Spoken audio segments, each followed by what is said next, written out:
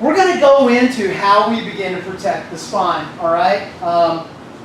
Kelly Starrett, is anybody familiar with Supple Leopard? Heard the book? Kelly Starrett is a doctor in physical therapy, and I think single-handedly saved CrossFit from oblivion. And he did that by trying to help people to understand what we're getting ready to go into, all right? Which is protecting the central nervous system, the spinal column, and also how to self-heal the body. So, really, really brilliant guy. And there's a couple of terms that he uses that I like to use, and then I add my own. What he talks about doing first is getting organized, all right? Some of you have heard this before, but we tend to forget it as time goes by. So when we're talking about getting organized, there's two ways to do it, and we're going to do both. I can get organized from the top down, or I can get organized from the bottom up. We're going to start top down, all right? So the first thing I want to do is address my head position. I want my head stacked, sitting on top of the shoulders, using as little muscle as possible, right? I don't want it tilted right, tilted left, in, out, just sitting on top. Now, everybody breathe in deeply and don't exhale. As deep as you can. I want to see chest rise. Now breathe out. All the way out. Push down. Breathe in deeply and hold. So what happens when you breathe in deeply? Your chest rises. What do your shoulders do? Loud. Come on. Yeah, they go back, right? That's called scapular retraction. So for my shoulder to function at its capacity, it needs to be retracted by the scapula. So stuff gets out of the way so I can rotate that arm freely, right? So many people have issues called upper cross syndrome, where we're sitting working at desk all the time and the shoulders are forward. The rhomboids in the scapula, the inner muscles around my shoulder blades, are weak, all right? Now, I don't have free function of my shoulders anymore. Just try to raise your arms in this position and see what you run into. See how you run into a wall here? Okay? Now, retract your scapula and rotate freely. Okay? So, that's the second thing. When I breathe in deeply, what happens to my lower spine when my shoulders come back? And I have a very hyperlordotic curve. It's just something that everybody's different. Neutral is different to everybody. Something you guys have to understand is everybody is a unique snowflake. Neutral to you is not neutral to me. Yes, you're very special. Okay? So when you breathe in deeply, what happens to your lower spine? Do it and notice what happens. It curves. That's called a break. The first break we don't want is in the C-spine. Touch the back of your neck. Slap yourself right there. See what happens. See how you kind of go black a little bit? That's the most sensitive area in the human body. Those of us who have studied martial arts for a long time learn to pay special attention to that spot. Okay? Very, very sensitive. So, I don't want my head in this position, and I don't want my head in this position. If it is going up, if I'm flexing extending too far or flexing too far, the upper musculature, the rhomboids and traps, disengage. Right? So if I'm looking down, my shoulder muscles will disengage. If I'm looking up, my shoulders will disengage. When we talk about eye position, this will become very important. The second place that we break is in the middle of the shoulders. Okay? Is in those rhomboids. That's called kyphotic. So feel that. Roll your shoulders forward. Okay? This is called kyphotic. So when we're having a conversation and I'm asking you to fix something, it needs to be with that. I don't want to say middle back, lower back, right? It's going to be C-spine, kyphotic, or lordotic. Now, breathe in deeply, shoulders come back. Stick your butt way out. Okay? Feel the tension in your lower spine because you're hyperextended. Okay? That's called lordotic. So there's three places that the spine can break. Okay? C-spine, kyphotic, lordotic. We don't want any. So, in sequence, to get organized from the top down. Head position, breathe in deeply. Now contract your abdominals and watch what happens. So if you watch me from the side, right, I'm going to go.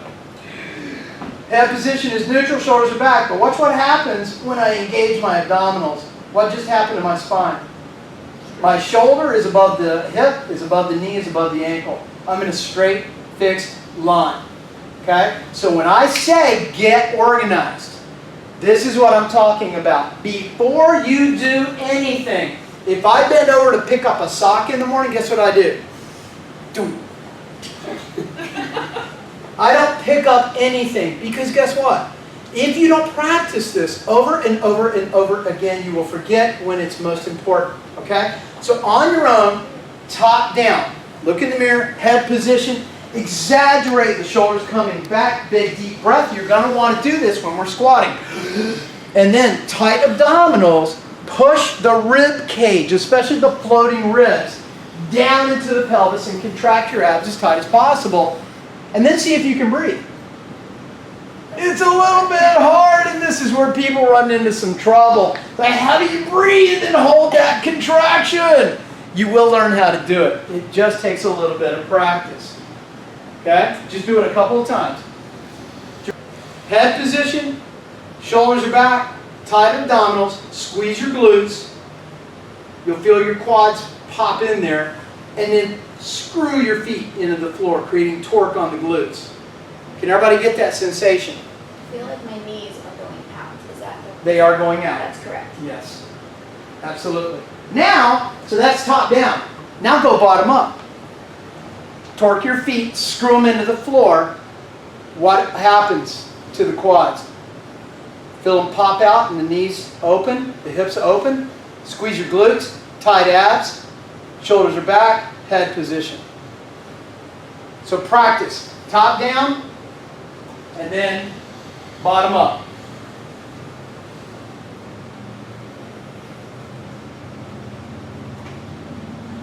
Does everybody have this? This is how you get organized. This is the beginning of how you protect the spine. And depending on the exercise, I'm either going to get organized from the top down or the bottom up or both. Okay?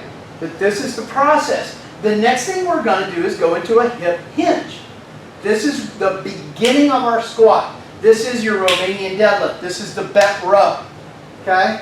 This is the swing. So from here, let's go top down. Head position, shoulders, abs. Spread your feet apart a little bit wider. Okay? Toes need to be going the same exact angle. Torque your feet out. You feel your glutes activate.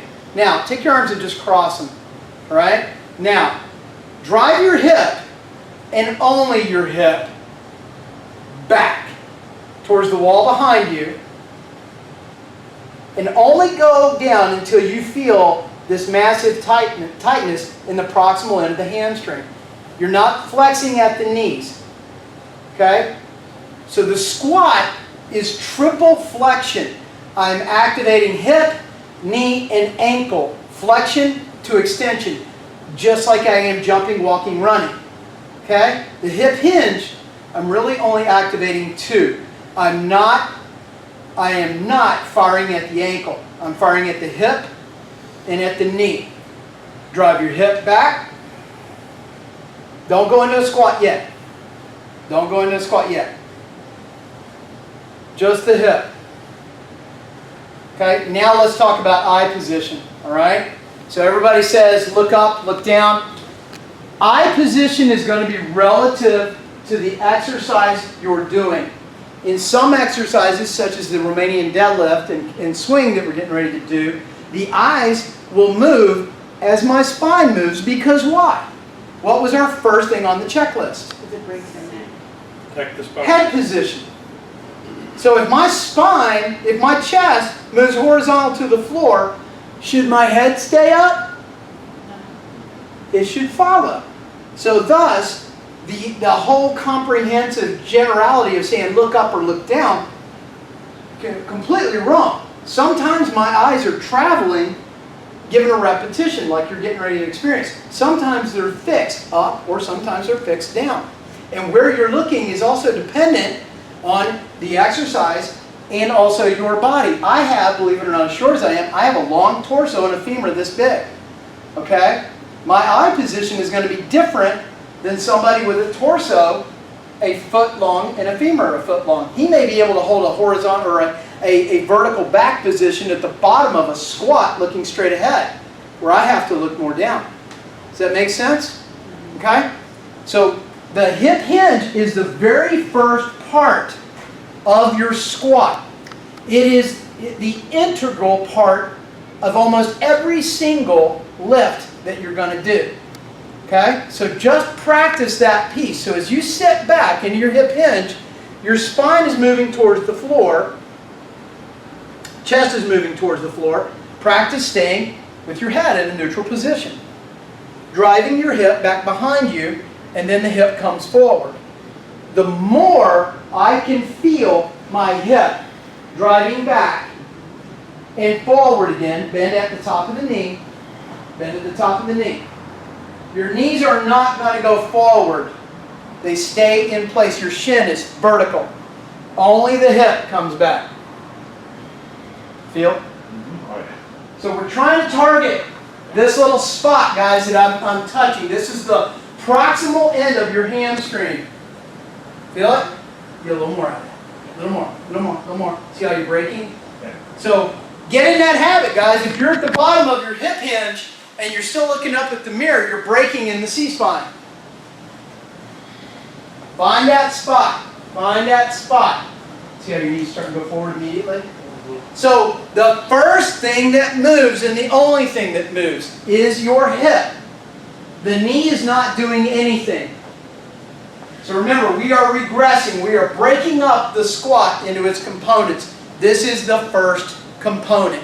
It's a hip hinge. Keep practicing. Don't look at me like I'm crazy. Keep practicing. All right, now grab your stick.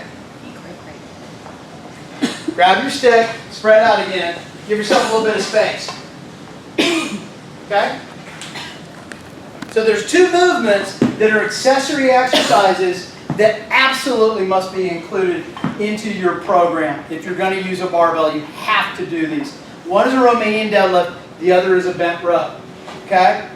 All right, and then we're going to go into a swing from here. So, put your feet parallel, a little bit closer than your squat stance. All right? Take your stick and let it hang.